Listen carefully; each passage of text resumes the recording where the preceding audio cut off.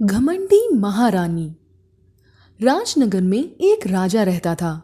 उसकी पत्नी का नाम सुमित्रा था। सुमित्रा अपने माता पिता की इकलौती संतान थी, इसलिए वह बहुत घमंडी थी। वह अपने आगे किसी की नहीं चलने देती थी। एक दिन वह अपनी दासियों से बोली, मुझे नदी पर नहाने जाना है, नौकर से कहकर पालकी मंगवाओ। दासियां नौकरों से पालकी लाने को कहती हैं। नौकर पालकी लाते हैं। पालकी में बैठकर नदी पे स्नान करने चली जाती हैं। महारानी पालकी में बैठकर नदी पे स्नान करने चली जाती हैं। वहां से वापस आते समय महारानी को बहुत ठंड लगने लगती है। उसने एक झोपड़ी के पास पालकी रुकवाई और अपने नौकरों से कहा, मुझे बहुत ठंड लग रही है, ये झोपड़ी जलाओ।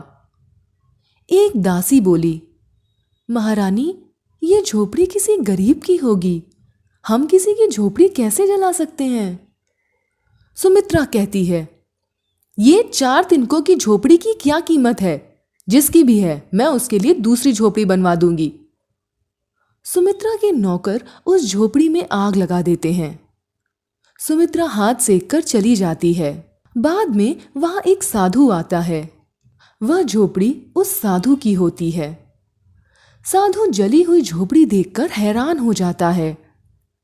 साधु को एक आदमी बताता है, तुम्हारी झोपड़ी महारानी सुमित्रा ने जलाई है।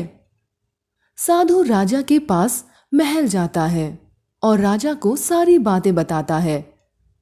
राजा को सुमित्रा का यह काम बहुत गलत लगता है। राजा सुमित्रा को बुलाकर कहते हैं, महारानी, तुमने इस साधु की झोपड़ी क्यों जलाई? सुमित्रा गुस्से से कहती है, अरे वो 4 तिनकों की झोपड़ी क्या जला दी? आपको तो लग रहा है जैसे मैंने पहाड़ तोड़ दिया। मैं इसके लिए आज ही दूसरी झोपड़ी बनवा दूंगी। राजा को सुमित्रा पर बहुत गुस्सा आता है।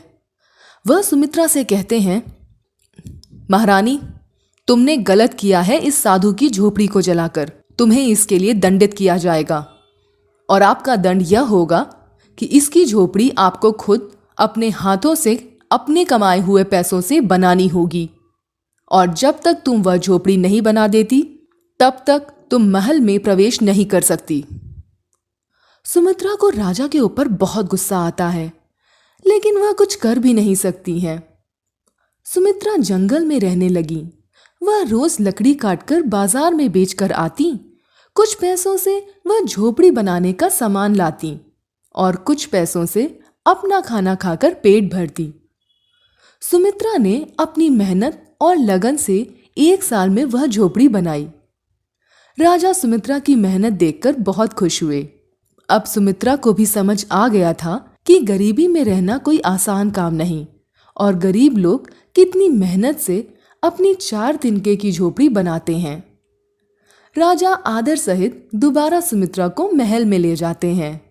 अब सुमित्रा पहले की तरह गरीबों के साथ गलत व्यवहार नहीं करती। राजा और सुमित्रा दोनों खुशी खुशी रहने लग जाते हैं।